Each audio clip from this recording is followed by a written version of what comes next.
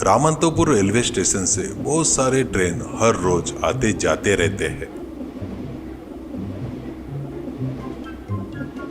तो उस railway station के प्लेटफॉर्म के ऊपर एक छोटी सी ब्रेड पकोड़े की गाड़ी बहुत ही फेमस थी।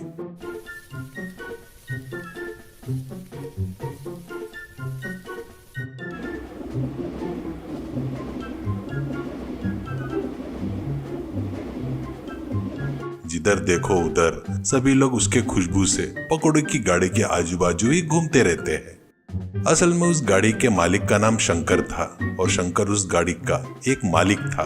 पर उस गाड़ी के पास ब्रेड पकोड़ा बनाने वाला राजू बोलकर एक व्यक्ति था।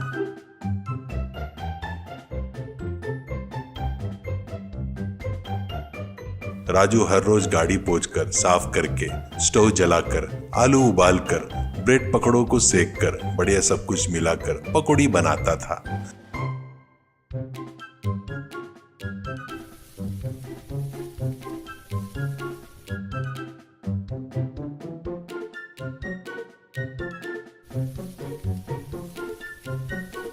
राजू बनाए सो ब्रेड पकौड़ी उस रेलवे स्टेशन के प्लेटफॉर्म के ऊपर बहुत ही फेमस था। शंकर रोज टाइम पर आकर राजू के पास से पैसे वसूल करके जाता था। ऐसे ही रहते हुए एक दिन प्लेटफॉर्म पर एक बोर्ड पर एक नोटिस दिखाई देता है। वो देखकर राजू डर जाता है और राजू अपने मन में, अरे ये क्या, रेलवे प्लेटफॉर्म के ऊपर खाना नहीं बनाना है क्या? तो फिर मैं यहाँ पर गाड़ी लगाकर ब्रेड पकोड़ा बना रहा हूँ ना, तो फिर शंकर भैया को ये बात अर्जेंट में बताना पड़ेगा करके सोचकर शंकर के पास दौड़ते हुए जाता है। तो शंकर एक कोने में बैठकर पेपर पढ़ते हुए आराम से, क्या है रे राजू, ब्रेड पकोड़ा बनाना छोड़कर यहाँ पर आया है? वैसे भी तुझे पता है ना, अपना ब्रेड पकोड़ा बोले तो यात्रियों को बहुत पसंद है करके, ऐसा कहता है। तो राजू, अरे वो बात नहीं है भैया, अपना प्लेटफॉर्म पर खाना नहीं बनाना बोलते वो बैन हो गया है, नोटिस लगाया है करके कहता है। वो सुनकर शंकर जोर से हंसता है और, अरे बयान क्या बयान, अपन पकाएंगे तो कौन रोकेगा? ऊपर से शंकर की गाड़ी है, राजू की गाड़ी नहीं है, समझ में आया क्या? जा अपना काम कर ले, ऐसा कहता है। राजू, अरे वो नहीं भैया, पुलिस आए तो मुझे ही पकड़ेंगे ना, वहां रहकर मैं ही पकोड़ा बनाता हूँ ना, ऐसा कहता है। शंकर का चेहरा वो बात सुनकर गुस्से में बदल जाता है और तुरंत शंकर, अरे क्यों रे, ज्यादा बात कर रहा है? पता नहीं क्या तू मेरे पास कॉन्ट्रैक्ट पर है, तू एक काम छोड़कर गया तो मुझे लाख रुपए भरकर देना होगा, भूल गया है क्या? ऐसा कहता है। वो बातें सुनकर ही राजू सिर झुका लेता है और चुपचाप वहां से चला जाता है।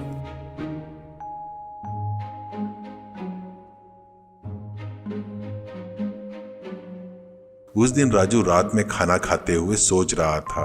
वो देखकर उसकी पत्नी सुशीला, ये क्या जी, इतने टेंशन में लग रहे हो? क्या हुआ जी, आज गिराइक बरोबर नहीं हुआ है क्या? ऐसा कहती है। तो राजू, वो बात नहीं है सुशीला, मैं बनाए सो ब्रेड पकोड़ा बोले तो यात्रियों को बहुत पसंद है, ये बात से मुझे बहुत खुशी होती है, पर ये काम गया तो अपन कैसे जिएंगे, ऐसा कहता है। सुशीला, अरे ये क्या, इतने कांप रहे हो? शंकर भैया ने कुछ बोला है क्या? ऐसा कहती है। तो राजू, अरे वो नहीं रे, रेलवे प्लेटफॉर्म पर खाना नहीं बनाना करके बयान है करके नोटिस लगाए, शंकर भैया को ये बात बताया, वो बिल्कुल भी ध्यान नहीं दिए, ऊपर से मैं काम छोड़कर गया तो लाख रुपए बांधना पड़ेगा करके कभी तो भी किया सो एग्रीमेंट याद दिला रहे मुझे।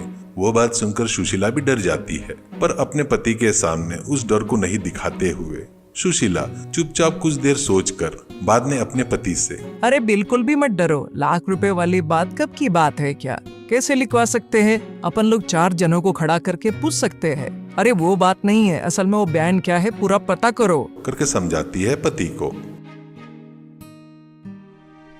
अगले दिन प्लेटफॉर्म के ऊपर अनाउंसमेंट कर रहे थे एक जन माइक लेकर, अरे देखिए यात्रियों, सब जन ध्यान से सुनिए, अब से इस प्लेटफॉर्म पर कोई भी कुछ भी खाना नहीं पकाएगा, सिर्फ पैकिंग किया हुआ फूड ही मिलेगा यहाँ पर।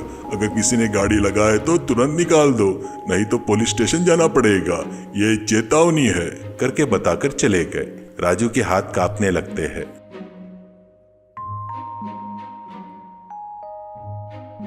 तभी वहां पर इंस्पेक्टर वर्मा आता है और वर्मा राजू को देखकर, ए मिस्टर, सुनाई नहीं दिया क्या? और ये गाड़ी लगाकर यहाँ पर है, खाली कर अर्जेंट में करके बोलता है।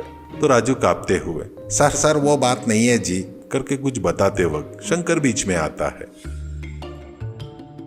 और शंकर तुरंत इंस्पेक्टर से, देखिए इंस्पेक्टर साहब, वो सिर्फ वर्कर हैं।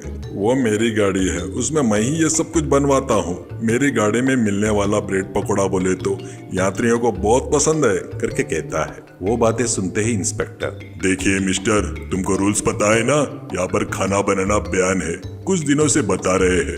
अब और एक दिन भी यहाँ पर रहा तो तुझे जेल जाना पड़ेगा।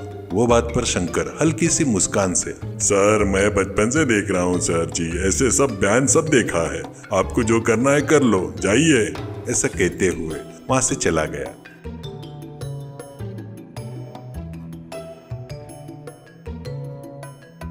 राजू को क्या करना समझ में नहीं आकर चुपचाप रह गया। अगले दिन राजू शंकर के पास आता है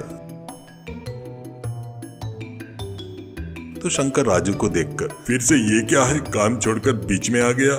जल्दी से जा, तू ऐसे हर बात के लिए आते गया तो कितना नुकसान हो जाएगा कस्टमर के पास से अपने को, करके कहता है। तो राजू, भैया आप गुस्सा नहीं करेंगे तो एक बात बताऊंगा। वो क्या है बोले तो, इस ब्रेड पकोड़े को मैं घर में बना कर लाऊंगा, अपने गाड़ी पर रख कर बेचेंगे भैया, आपने को ऐसे झगड़े क्यों करना चाहिए, करके कहता है। तो शंकर गुस्से से, क्या करना है तू मुझे सिखाता क्या? तू मेरे सामने बच्चा है, मुंह बंद करके तू अपना काम कर, नहीं तो वो ₹1,00,000 का ब्याज और ₹1,00,000 बांधना है, वो बात तू भूल गया है क्या? ऐसे कहता है। राजू दुखी होते हुए वहां से जाकर अपने काम में लग जाता है।